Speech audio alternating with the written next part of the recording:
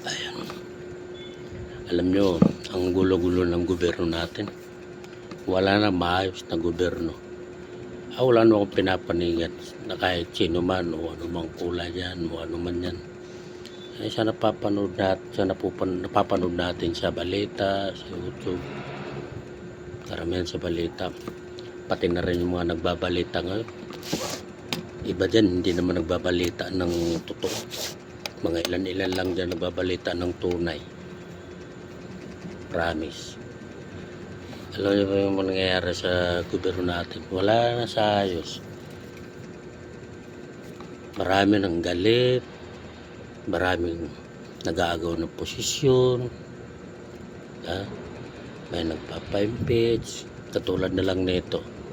May malaking problema sa bansa natin. Katulad na lang isang flood control na limpak-limpak na salapi ng kaba ng bayan nawawala dahil sa mga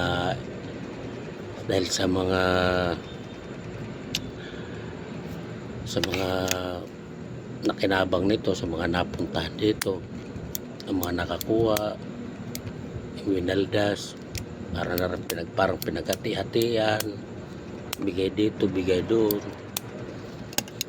Hindi nila maimbestigahan ng administrasyon ngayon. Ang pinupukusan ngayon, dadalawa ang pinupukusan.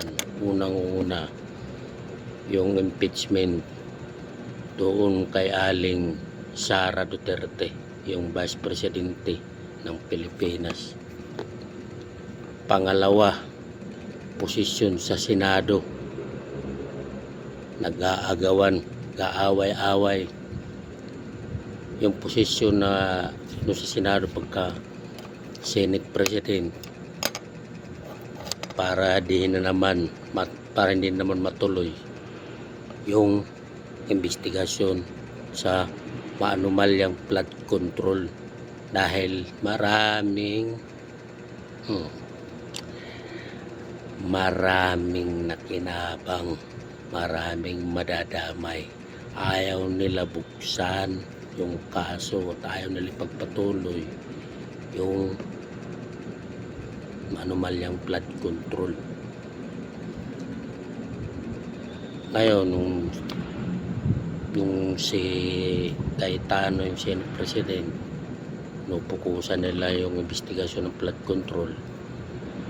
Ngayon naman, ibang senador ayaw dumalo ay pag-usapan na nila umatin. Nagkakagulo-gulo sila, nagkakabantaan na. Ay nako, isuro na eleksyon.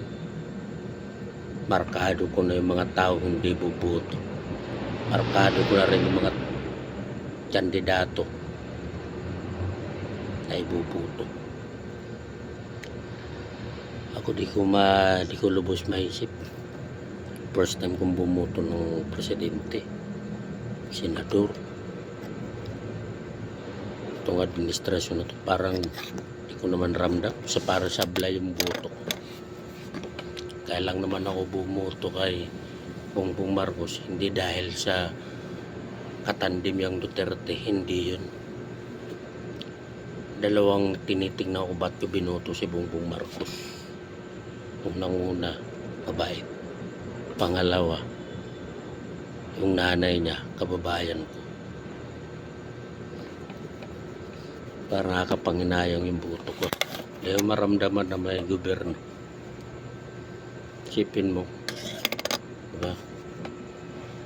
May isang nag-viral na namatay yung asawa.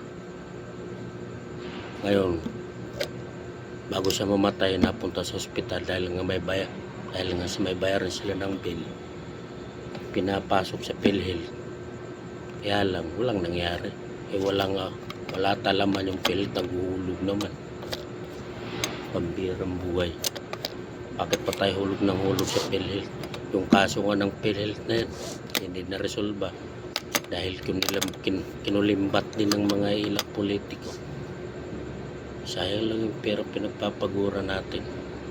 Tayo napapakapagod, papakahir para kumita ng pera na mayroon tayong pandudul-dul sa mga tax na yan para sa mga sisweldo nila buwan-buwan. Sipin mo sila. Sipin nyo. Papasok sa trabaho, nakadikot siya, nakadibarong, nakadirkon pa. Tapos ang sasarap ng mga kinakain. Tayo, katulad natin yung mga security. Paano ng buhay to? Magdamag tayo, magjo-duty 12 oras. Walang tulog-tulog, walang idlip-idlip. Masurati na lang kung magkakape, kung may magbibigyan ng kape, magpapakape. Mayroong buhay to. Tapos pag nahuli pa tayo ng inspektor, lalo sa suspended, matanggal. Pero dito sa mga politikong ano man nagtatrabaho ng maayos, ay magsipagtrabaho, puro bangayan, away. Ay, sayang lang pinagpapagura natin. Mas maganda lang siguro kung na tayo magulog ng ICS, Pag-ibig, PhilHealth. Wala rin naman na napupuntahan eh. Isipin mo sa ICS, magulog ka. Pera mo, utangin mo, may tubo pa. Pag hindi ka nakabayad doon sa inutang mo, penalty ka. Sa PhilHealth, ba't ka ng bayad? Katulad ko, ilang years ako nagbabayad sa PhilHealth. Siguro nasa 12 years, 13 years, 14 years. Updated pa ako magulog sa PhilHealth na yan. Kaya lang pag gagamitin mo ang PhilHealth mo, hindi sapat yung card na binigay sa'yo ni PhilHealth. May proseso pa. Sandamakmak na dokumento pang kailangan. Ay nako. Sana itong susunod na administrasyon, lahat naman sana matitino na yung nagkakasundo-sundo, hindi yung bangayan, agawan. Na kapag talang alam mga Pilipino sa inyo, pasensya na po kayo mga nasa politiko. Kaya lang naman karamihan dyan ginagamit yung salitang taong bayan, nagrereklamo ng taong bayan. Kahit tayo nandito, binabayaran tayong ganito dahil sa serbisyo natin dapat para sa bayan, sa taong bayan. Kayo lang naman na nag-uusap-usap yan sa loob ng tahanan ng Senado, Kongreso. Huwag nyo namin gamitin. Kung talagang seryoso kayo magtrabaho, magkasundo-sundo kayo, magkaisa kayo. Dapat yung sa inyo tama, dapat yun ang sundin, hindi yung mali. O sige nga, patunayan ko talaga nagsiservisyo, mahal nyo ang bayan sa taong bayan, pinapalaga yung serbisyo. Bakit ilang buwan na, taon na ata, di pa maresolba yung kaso ng mga flood control anomalya. Pambihira. Away-away pa rin sa ngayon, pinupupusan ngayon. Ewan ko bakit takot sila kay Aling Inday Sara Duterte na gustong ma-impeach. Ngayon naman, agawan ng posisyon sa kakasinit president. Pambihirang buhay.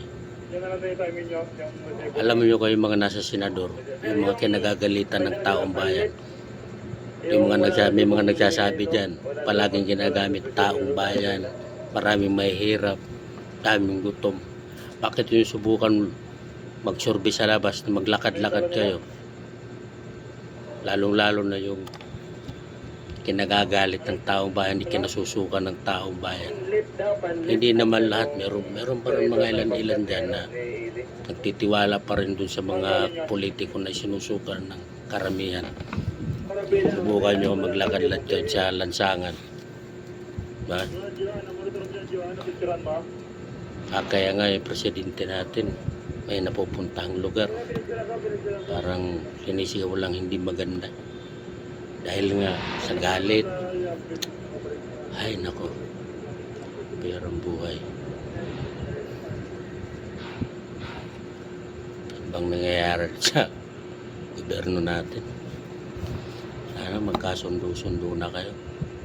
Ayusin nyo yung gusot, ayusin yung problema.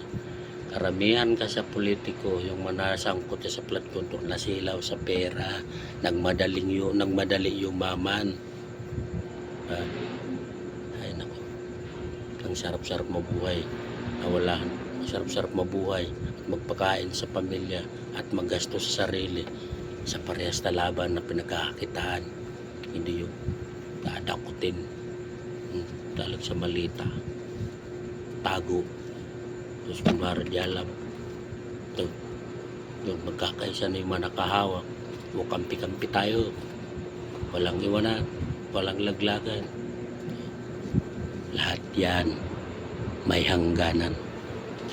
Kayo rin. Isipin nyo rin may mga pamilya rin kayo. May mga anak kayo. Kung hindi man sa inyo ang karma,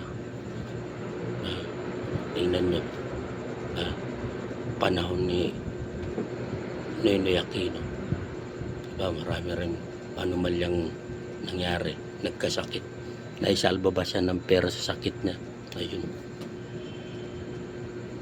Hindi ko natin alam kung anong nangyari. Lang. Bahala kayo dyan.